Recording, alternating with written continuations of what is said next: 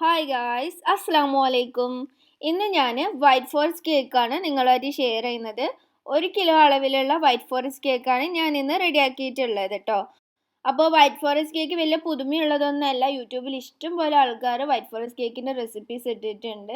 അപ്പോൾ ഞാൻ ഇതുവരെ വൈറ്റ് ഫോറസ്റ്റ് കേക്ക് ഉണ്ടാക്കിയിട്ടില്ലല്ലോ. അപ്പോൾ ഞാൻ എങ്ങനെയാണോ ഉണ്ടാക്കുന്നതെന്ന് നിങ്ങളുമായിട്ട് കാണിക്കാമെന്ന് വിചാരിച്ചു. അപ്പോൾ നല്ല ടേസ്റ്റി ആയിട്ടുള്ള വൈറ്റ് ഫോറസ്റ്റ് കേക്ക് നമുക്ക് ഉണ്ടാക്കിയെടുക്കാം. ഞാൻ ഈ കേക്ക് ഉണ്ടാക്കുന്നത് ഓവനിലല്ല, ഒരു സോസ് പാൻ വെച്ചിട്ടാണ് ചെയ്യുന്നത്. സെയിം ബാറ്റർ വെച്ചിട്ട് തന്നെ നിങ്ങൾക്ക് ഓവനിലും ചെയ്തെടുക്കാം കേട്ടോ. അപ്പോൾ നമുക്കിനി കേക്ക് ഉണ്ടാക്കാൻ വേണ്ടി തുടങ്ങാം. ആദ്യം ഡ്രൈ ഇൻഗ്രീഡിയൻസ് ഒക്കെ ഒന്ന് നന്നായിട്ട് മിക്സ് ചെയ്തെടുക്കുക. അതിന് ശേഷമാണ് മുട്ട ബീറ്റ് ചെയ്തെടുക്കുന്നത്. ഞാനിപ്പോൾ ഇവിടെ 1/4 കപ്പ് മൈദയാണ് എടുത്തിട്ടുള്ളത്. ഇതിലേക്ക് 1/4 കപ്പ് പാൽപ്പൊടി ചേർത്ത് കൊടുക്കുന്നുണ്ട്. ഇനി നിങ്ങളുടെ കയ്യിൽ പാൽപ്പൊടി ഇല്ലെങ്കിൽ 1 കപ്പ് മൈദ തന്നെ ചേർത്താൽ മതി കേട്ടോ. പാൽപ്പൊടി ചേർക്കുമ്പോൾ കുറച്ചുകൂടി നല്ല ടേസ്റ്റ് ഉണ്ടാവും. അതുകൊണ്ടാണ് ഞാൻ 1/4 കപ്പ് മൈദ എടുത്തിട്ട് 1/4 കപ്പ് പാൽപ്പൊടി ചേർത്ത് കൊടുക്കുന്നത്. ഇനി ഇതിലേക്ക് 1 ടീസ്പൂൺ ബേക്കിംഗ് പൗഡർ ഇടാം. അതുപോലെ 1/4 ടീസ്പൂൺ ബേക്കിംഗ് സോഡ ചേർത്ത് കൊടുക്കുക. ഈ ബേക്കിംഗ് പൗഡറും ബേക്കിംഗ് സോഡയൊക്കെ എടുക്കുന്ന സമയത്ത് കുറച്ച് പുതിയത് തന്നെ എടുക്കാൻ വേണ്ടി നോക്കാം കേട്ടോ. എക്സ്പയറി ഡേറ്റ് കഴിയാനായ ബേക്കിംഗ് പൗഡറും ബേക്കിംഗ് സോഡയൊക്കെ യൂസ് ചെയ്യാതിരിക്കുന്നതാണ് നല്ലത്. കാരണം ആ ബേക്കിംഗ് പൗഡറും ബേക്കിംഗ് സോഡയൊക്കെ എടുക്കുന്ന സമയത്ത് കേക്ക് നന്നായിട്ട് പൊങ്ങി കിട്ടൂല. പുതിയ ഡേറ്റിലുള്ള ബേക്കിംഗ് പൗഡറും ബേക്കിംഗ് സോഡയൊക്കെ തന്നെ യൂസ് ചെയ്യാൻ വേണ്ടി നോക്കാം. ഇനി ഇത് ഒരു 2-3 തവണ നന്നായിട്ട് അരിച്ചെടുക്കുക. ഞാൻ എൻ്റെ മിക്ക കേക്കിലും പറയുന്നതാണ്, ഒന്ന് അരിച്ചെടുത്തതിന് ശേഷമാണ് നമ്മൾ ബാറ്ററിലേക്ക് പൊടികൾ ചേർത്ത് കൊടുക്കേണ്ടത്. അപ്പോഴായിരിക്കും കറക്റ്റായിട്ട് കേക്ക് ഒരേ ലെവലിൽ പൊങ്ങി കിട്ടുക. ഇനി ഇതൊരു സൈഡിലേക്ക് മാറ്റി വെക്കുക. എന്നിട്ട് നമുക്ക് മുട്ട ബീറ്റ് ചെയ്യാൻ വേണ്ടി തുടങ്ങാം. ഞാനിപ്പോൾ ഇവിടെ 4 മുട്ടയാണ് കേട്ടോ എടുക്കുന്നത്. 4 വലിയ മുട്ടയാണ് എടുത്തിട്ടുള്ളത്. ഇനി നിങ്ങളുടെ കയ്യിൽ ചെറിയ മുട്ടയാണ് ഉള്ളതെങ്കിൽ 5 മുട്ട തന്നെ എടുക്കാം കേട്ടോ. ഇതിനെ നന്നായിട്ട് ബീറ്റ് ചെയ്തെടുക്കുക. നന്നായിട്ട് ബീറ്റ് ചെയ്തെടുത്തതിന് ശേഷമാണ് പഞ്ചസാര ചേർത്ത് കൊടുക്കുന്നത്. ബീറ്റ് ചെയ്തിട്ട് കുറച്ച് പൊങ്ങി വരണം. അതിനുശേഷം പഞ്ചസാര ചേർത്ത് കൊടുക്കുക. എന്നിട്ട് നന്നായിട്ട് ബീറ്റ് ചെയ്യുക കേട്ടോ. അപ്പോൾ പെട്ടെന്ന് തന്നെ നമുക്ക് ബീറ്റ് ചെയ്തെടുക്കാൻ വേണ്ടി പറ്റും.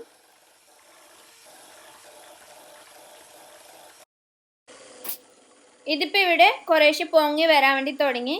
ഇനി നമുക്ക് പഞ്ചസാര ചേർത്ത് കൊടുക്കാം. ഞാനിപ്പോൾ ഇവിടെ 1/2 കപ്പ് പഞ്ചസാര പൊടിച്ച് വെച്ചിട്ടുണ്ട്. ഏകദേശം 1/4 കപ്പോളം പൊടിച്ച പഞ്ചസാരയാണ് ഉള്ളത്. 1/2 കപ്പ് പഞ്ചസാരയാണ് കേട്ടോ എടുത്തിട്ട് പൊടിച്ചിട്ടുള്ളത്. ചെറിയൊരു മധുരം മാത്രമേ ഉണ്ടാവുള്ളൂ. ഒരുപാട് നല്ല മധുരമൊന്നും ഇല്ല. കാരണം ലൈറ്റായിട്ടുള്ള മധുരം ഉണ്ടാകുമ്പോഴാണ് നമ്മൾ കേക്കിന് കുറച്ചുകൂടി ടേസ്റ്റ് ഉണ്ടാവുക. കട്ടി മധുരം ആകുമ്പോൾ നമുക്കത് കഴിക്കാൻ വേണ്ടി പറ്റില്ല. കാരണം നമ്മൾ ക്രീം ചെയ്യുന്നില്ല, ക്രീമിനും അത്യാവശ്യം മധുരമുണ്ട്. പിന്നെ നമ്മളിത് വൈറ്റ് ഫോറസ്റ്റ് കേക്കാണ് ഉണ്ടാക്കുന്നത്. അപ്പോൾ നടുക്ക് നമ്മൾ വൈറ്റ് ചോക്ലേറ്റ് ഒക്കെ ഗ്രേറ്റ് ചെയ്തിട്ട് ഇടുന്നതാണ്. അതുകൊണ്ട് നല്ലോണം മധുരമായി കഴിഞ്ഞാൽ നമുക്കത് കഴിക്കാൻ വേണ്ടി പറ്റില്ല. അതുകൊണ്ട് ഞാനിപ്പോൾ ഒരു ലൈറ്റ് മധുരമാണ് ഉണ്ടാക്കുന്നത്. നിങ്ങൾക്ക് കൂടുതൽ മധുരം വേണമെങ്കിൽ ഒരു 1/4 കപ്പ് പഞ്ചസാര എടുത്തിട്ട് പൊടിച്ചിട്ട് ചേർക്കാം. ഞാനിപ്പോൾ ഇവിടെ 1/2 കപ്പ് പഞ്ചസാരയാണ് പൊടിച്ചിട്ട് ചേർത്ത് കൊടുക്കുന്നത്. അപ്പോൾ പഞ്ചസാര ചേർക്കുമ്പോൾ കുറേശ്ശെ ചേർത്തിട്ട് ബീറ്റ് ചെയ്തെടുക്കാം കേട്ടോ. അപ്പോൾ പെട്ടെന്ന് തന്നെ നന്നായിട്ട് മിക്സ് ചെയ്തെടുക്കാൻ വേണ്ടി പറ്റും. ഇതിപ്പോൾ ഇവിടെ നന്നായിട്ട് ബീറ്റ് ചെയ്തെടുത്തിട്ടുണ്ട്. കണ്ടില്ലേ, ഒരു വൈറ്റ് കളറിലായിട്ടുണ്ട്. ഇതുപോലെ നന്നായിട്ട് പൊങ്ങി കിട്ടണം. അതുവരെ നമ്മൾ ബീറ്റ് ചെയ്യാം കേട്ടോ. ഇനി ഇതിലേക്ക് കുറച്ച് സൺഫ്ലവർ ഓയിൽ ഒഴിച്ചു കൊടുക്കണം. ഞാനിപ്പോൾ ഇവിടെ 2 ടേബിൾ സ്പൂൺ സൺഫ്ലവർ ഓയിലാണ് എടുത്തിട്ടുള്ളത്. വെളിച്ചെണ്ണയൊന്നും ഒഴിച്ചു കൊടുക്കരുത് കേട്ടോ. അപ്പോൾ വെളിച്ചെണ്ണയുടെ ആ ഒരു മണം വരും. സൺഫ്ലവർ ഓയിൽ തന്നെ എടുത്തിട്ട് ഒഴിച്ചു കൊടുക്കാം. ഇനി ഇതിലേക്ക് 1 ടീസ്പൂൺ വാനില എസൻസ് ചേർത്ത് കൊടുക്കാം. പിന്നെ ചേർക്കേണ്ടത് പാലാണ്. ഞാനിപ്പോൾ ഇവിടെ 1/4 കപ്പ് പാലെടുത്തിട്ട് ചെറുതായിട്ടൊന്ന് ചൂടാക്കിയിട്ടുണ്ട്. ഒരുപാട് ചൂടൊന്നുമില്ല. ഒരു ഇളം ചൂടുള്ള പാലാണ് ഒഴിച്ചു കൊടുക്കേണ്ടത്. ഫ്രിഡ്ജിൽ നിന്നും ഡയറക്റ്റ് എടുത്തിട്ടുള്ള തണുത്ത പാൽ ഒഴിക്കാൻ വേണ്ടി പാടില്ല. അതുകൊണ്ട് ആ ഒരു തണുപ്പ് മാറ്റാൻ വേണ്ടി ചെറുതായിട്ടൊന്ന് ചൂടാക്കിയിട്ട് ചേർത്ത് കൊടുക്കുക. 1/4 കപ്പ് പാലാണ് കേട്ടോ എടുത്തിട്ടുള്ളത്. ഇതിലേക്ക് ഒരു പിഞ്ച് ഉപ്പ് കൂടി ഇട്ട് കൊടുക്കുക, ആ മധുരം ഒന്ന് ബാലൻസ് ചെയ്യാൻ വേണ്ടി. എന്നിട്ട് ഒന്ന് ബീറ്റ് ചെയ്തെടുക്കുക കേട്ടോ. നന്നായിട്ട് എല്ലാം കൂടി മിക്സ് ആവാനാണ്.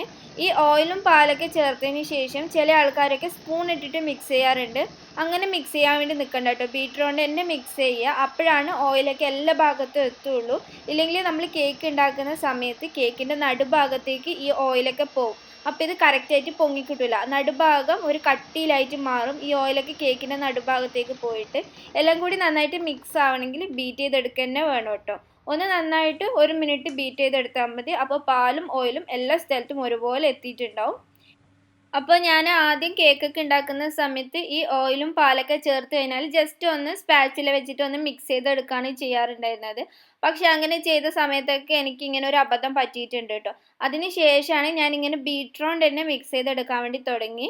അപ്പോൾ ഒരു മിനിറ്റ് നന്നായിട്ട് ബീറ്റ് ചെയ്തെടുത്ത് കഴിഞ്ഞാൽ എല്ലാ ഭാഗത്തും ഒരുപോലെ എത്തുകയും ചെയ്യും. കേക്ക് നല്ല പെർഫെക്റ്റ് ആയിട്ട് പൊങ്ങി കിട്ടുന്നുമുണ്ട്. അതിന് ശേഷം ഞാൻ ഏത് കേക്കിലായാലും ഓയിലും പാലും ചേർക്കുകയാണെങ്കിൽ ഇങ്ങനെ ഒന്ന് ബീറ്റ് ചെയ്തെടുക്കുക തന്നെയാണ് കേട്ടോ ചെയ്യാറുള്ളത്. ഇനി ഇതിലേക്ക് നമുക്ക് പൊടികൾ ചേർത്ത് കൊടുക്കാം. അപ്പോൾ പൊടികൾ ചേർക്കുമ്പോൾ കുറേശ്ശെ ഇട്ടിട്ട് നമുക്കൊന്ന് ഫോൾഡ് ചെയ്തെടുക്കാനേ പാടുള്ളൂ. അതൊക്കെ ഞാൻ സ്ഥിരമായിട്ട് പറയുന്നതുകൊണ്ട് തന്നെ ഡീറ്റെയിൽ ആയിട്ട് പറയുന്നില്ല കേട്ടോ. പതിയെ ഫോൾഡ് ചെയ്തെടുക്കാം. അപ്പോൾ കേക്ക് ഉണ്ടാക്കുന്ന സമയത്ത് ആദ്യം തന്നെ നിങ്ങൾ പൊടികളൊക്കെ മിക്സ് ചെയ്ത് വെക്കുക കേട്ടോ. അപ്പോൾ നമുക്ക് മുട്ട ബീറ്റ് ചെയ്ത് കഴിഞ്ഞാൽ ഉടനെ തന്നെ നമുക്ക് പൊടികൾ ഇട്ട് കൊടുക്കാം. അപ്പോൾ ഒരു 2 സ്പൂണോ 3 സ്പൂണൊക്കെ പൊടികൾ ഇട്ടിട്ട് മെല്ലെ മിക്സ് ചെയ്തെടുക്കുക. അപ്പോൾ പെട്ടെന്ന് തന്നെ മിക്സ് ആയി കിട്ടും. ഇത് അവിടെ ഇവിടെയൊക്കെ ഇങ്ങനെ കട്ട പിടിച്ച് നിൽക്കുന്ന പ്രശ്നമൊന്നും ഉണ്ടാവില്ല. അതുകൊണ്ടാണ് ഇങ്ങനെ പറയുന്നത്.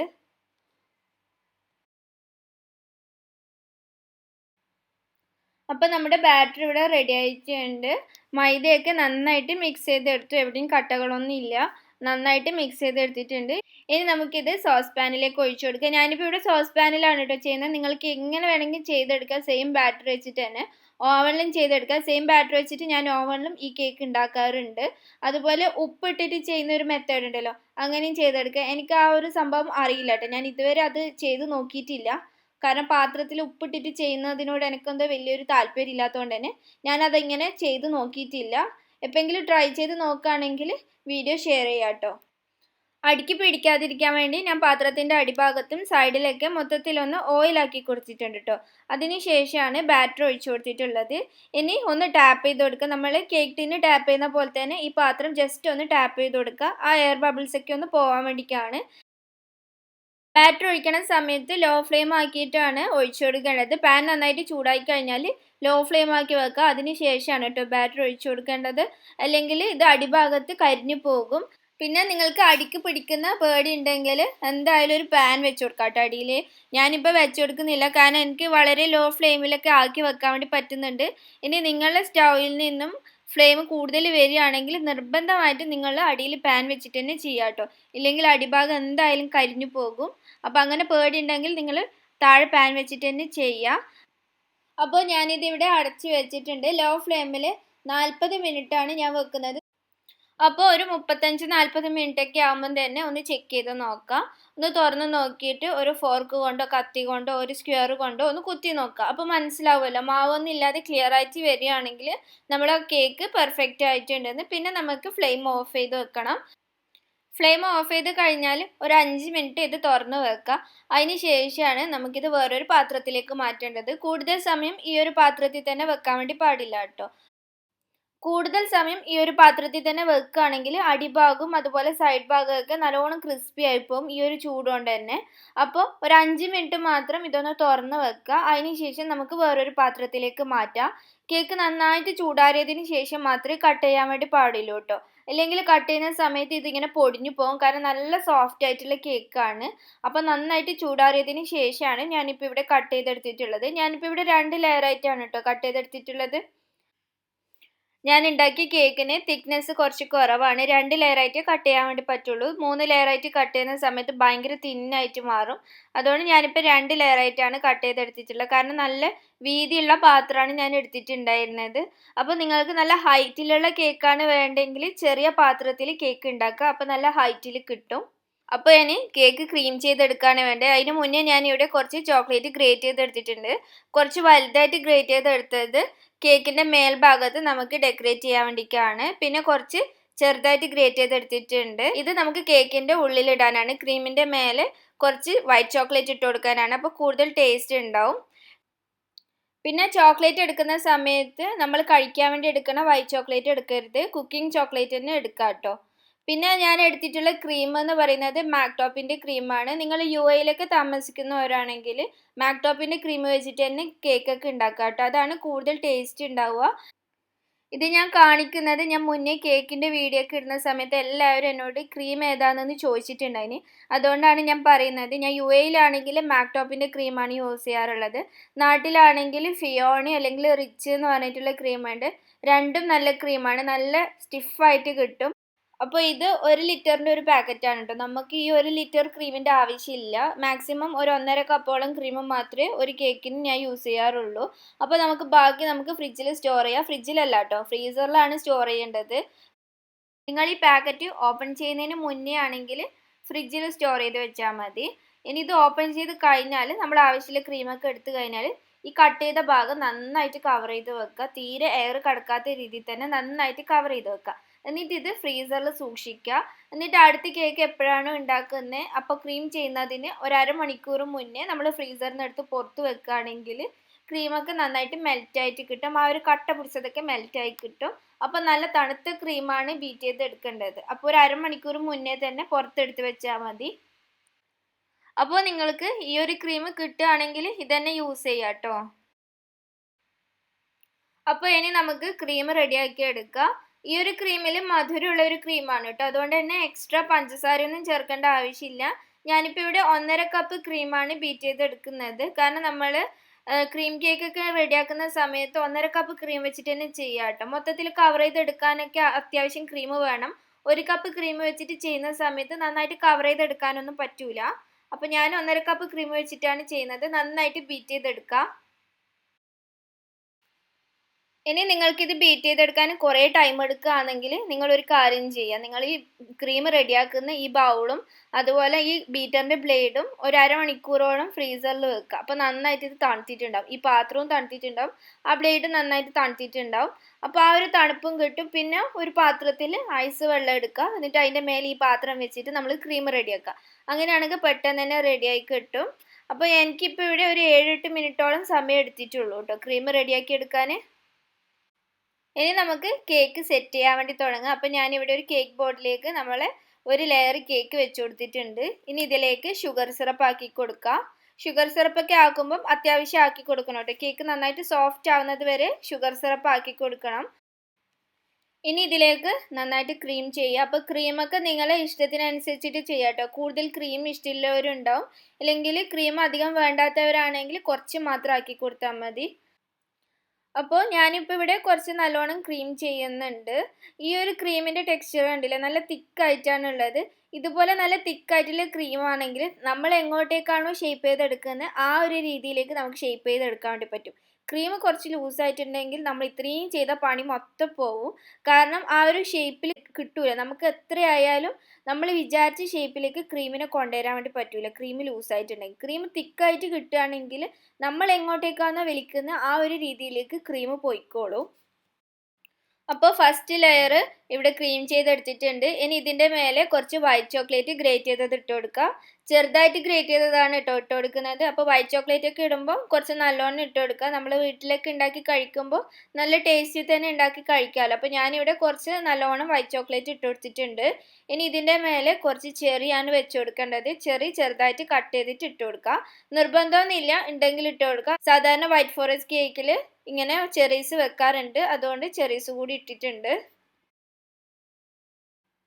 ഇനി ഇതിൻ്റെ മേലെ സെക്കൻഡ് ലെയർ കേക്ക് വെച്ച് കൊടുക്കുക. എന്നിട്ട് ആദ്യം ചെയ്ത പോലെ തന്നെ കുറച്ച് ഷുഗർ സിറപ്പ് ആക്കി കൊടുക്കുക.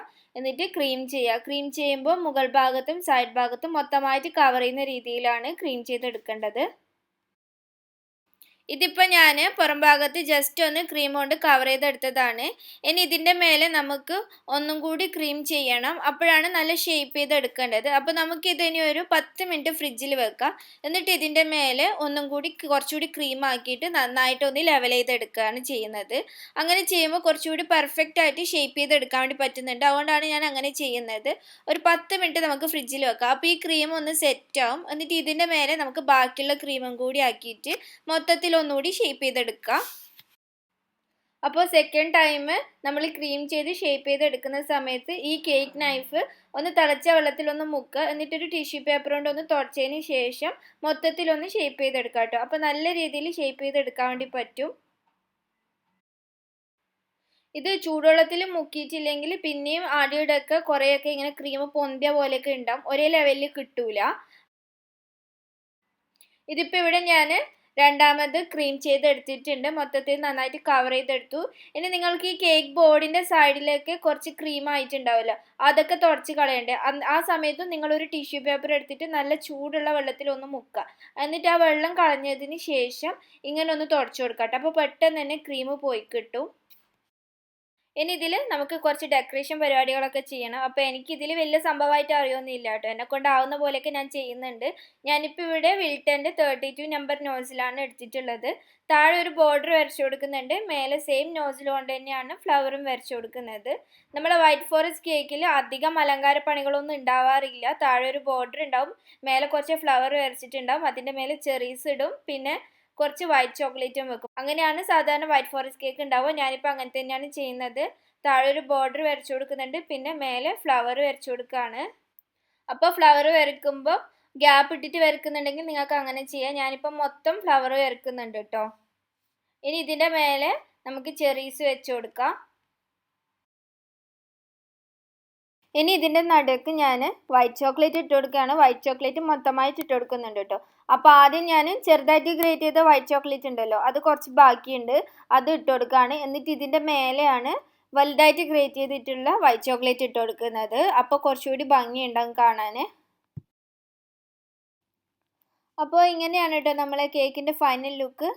അപ്പോൾ നിങ്ങൾ ഇപ്പം തന്നെ കട്ട് ചെയ്യാൻ വേണ്ടി പാടില്ല. ക്രീം ചെയ്ത ഉടനെ തന്നെ കട്ട് ചെയ്യുന്നതിനെക്കാട്ടും കുറച്ചുകൂടി നല്ലത് ഇങ്ങനെ മൊത്തത്തിൽ സെറ്റ് ചെയ്ത് കഴിഞ്ഞാൽ നമുക്ക് 1 മണിക്കൂർ ഫ്രിഡ്ജിൽ വെക്കാം. 1 മണിക്കൂർ ഫ്രിഡ്ജിൽ വെച്ച് നന്നായിട്ട് തണുത്തതിന് ശേഷം കട്ട് ചെയ്യുമ്പോഴാണ് കുറച്ചുകൂടി ടേസ്റ്റ് ഉണ്ടാവുക.